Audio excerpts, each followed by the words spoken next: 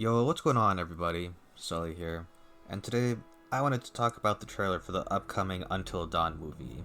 I only just recently played the game for the first time on one of my live streams, but I very quickly fell in love with it and its execution with its concept. Plus it raked in a surprising number of views compared to most of my other streams. I'll leave a link to my live stream in the description for anybody who wants to watch my experience with the game for the first time and are curious about how well I did, or if you just want to see me get jump scared. Oh, holy shit, that actually scared me. So I don't know if this was something I wanted to... Oh, fuck, that actually scared me. Jessica, over here! What do you think? Oh my god. Got jump scared? Yeah. Yeah, Mike's a piece of shit. Oh my... I should have seen that coming. I should have seen that fucking coming. I didn't mean to scare Jeez you. Louise, Well, Matt. I did mean Jump scared again? scare you, sort of Yep. scare you, but not like for real. I had a feeling it was coming. I knew it was, but it still scared the shit out of me. It's okay, it's fine. Gore? Yeah. Like, Oh my god, that actually scared me. So sorry. Why is... Oh, whoa, oh my god. What the fuck? and you got jump scared.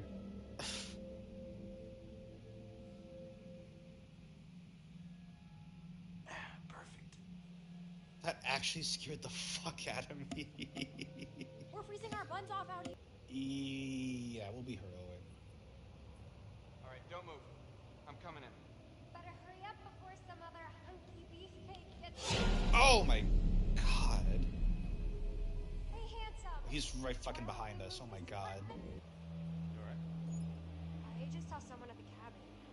Ah, shit. Okay. Let me see. Where are they? Oh my... Oh my fucking... Watch out, bird You brain! got scared by a bird? Rats with wings. Oh my fucking... Jess! Buddy, you in there?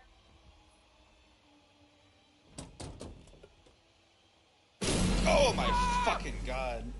Whoa! Give me a break! Get away from the door. Oh my god. Yo.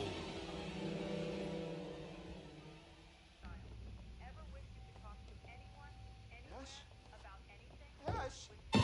Oh my god. Oh, holy shit. Oh my god. Oh, whoa, whoa, whoa, whoa, whoa.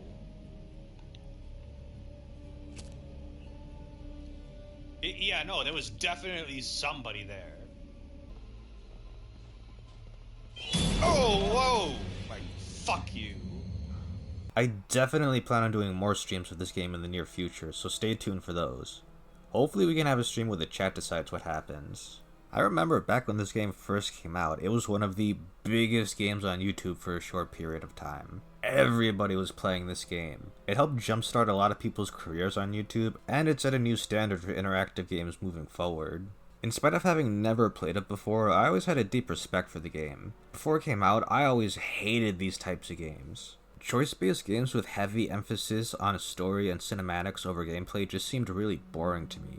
Like, why would I spend money on a game where the majority of the experience is sitting through unskippable cutscenes? I was always more of a gameplay over story kind of gamer when I was a kid, and I still am to a certain extent.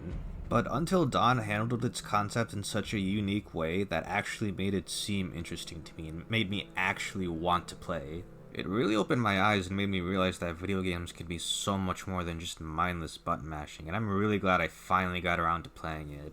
Well, not only did the game just recently get a remake, as well as a tease for a potential sequel, but on top of that, we're also getting a movie adaptation. On the video game side of things, fans seem to be pretty excited, but the movie side of things, well, we'll get into that. As always, let me know what you guys think in the comments below, And if you want to see more content like this, be sure to hit the like button so I can keep making videos like this one, and subscribe to the channel so you stay updated when new videos drop. With all of that out of the way, let's get into it. So I don't think it's any secret that movie adaptations of video games don't exactly have the best reputation. We have had a handful that thankfully turned out pretty good, but for the most part they range from meh to restraining order levels of bad. So I think it's pretty understandable that Until Dawn fans were extremely skeptical upon hearing the news. But hey, it's just an announcement. Let's give the movie a fair chance and at least wait until the trailer comes out. Surely the filmmakers will at least try to follow the source material, right? Every night, something new is trying to kill us. What is that? Yeah, the movie is absolutely nothing like the game. Now, I don't blame the filmmakers entirely for this. They're just trying their best with what's given to them, because Until Dawn is an extremely hard game to adapt into a movie.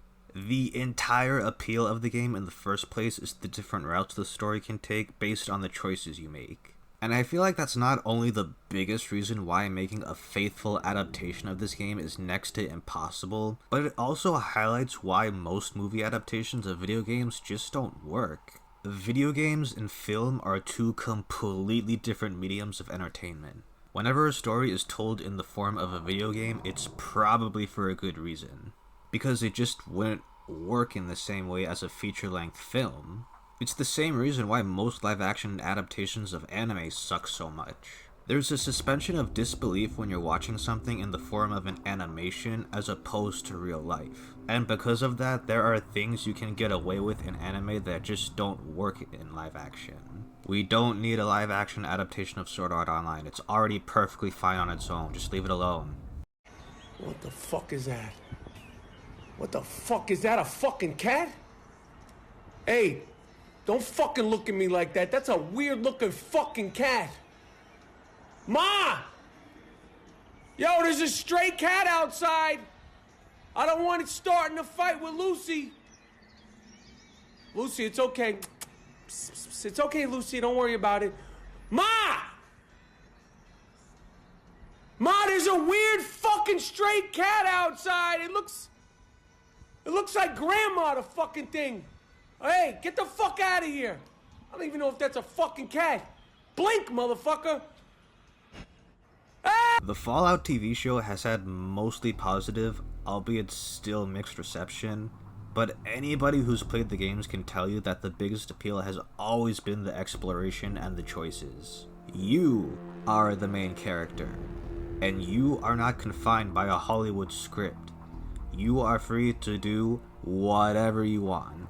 But to take a closer look at a very offensive game with unprecedented player freedom, I want to talk about Fallout New Vegas. New Vegas is one of the edgiest games I have ever played, and is also probably one of the most celebrated RPGs to come out in the past 15 years. To anybody saying people don't want edgy, offensive games, I submit to you, Fallout New Vegas. In New Vegas, you can go up to a war memorial and shoot it with a gun. When one of the people mourning at the memorial tries to stop you, you can call him a bitch and kill him. There's a side quest in New Vegas where you are looking for a missing teenager, and you find out these masked people at a casino have abducted him and are going to cook and eat him. Once you discover this, you can kill all the cannibals, or you can, get this, join them as a fellow cannibal. There's a faction in the game called Caesar's Legion, and they crucify people and are horrible, and you can join them and do all the stuff that they do too.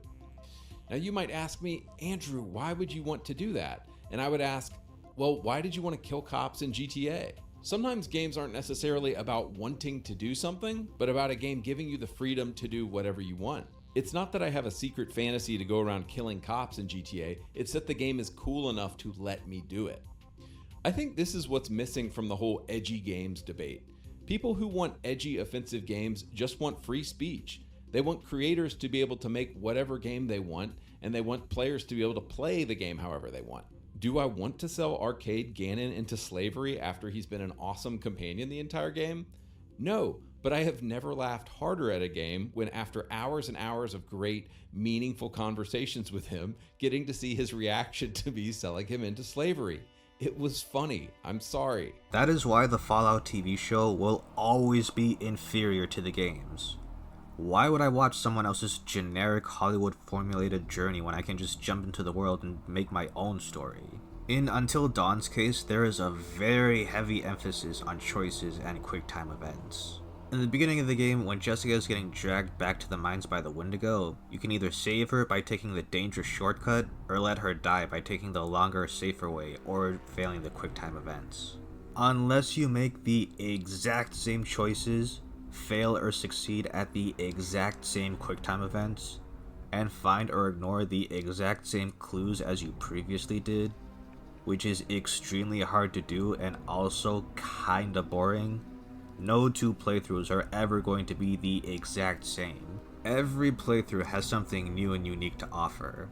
I know I mostly cover anime on this channel, so some of my subs should be familiar with the Fate franchise. The Fate Stay Night anime has a similar problem Until Dawn faces. In the original visual novel, there are 3 different routes you can take based on the choices you make. In the 2006 anime, they tried to combine all 3 into one, but it just turned into a jumbled mess and it did a massive disservice to all 3 routes. I feel like the only way Sony can make a movie adaptation that truly does justice to the game is by making an interactive movie similar to what Netflix did with Black Mirror instead of a theatrical release.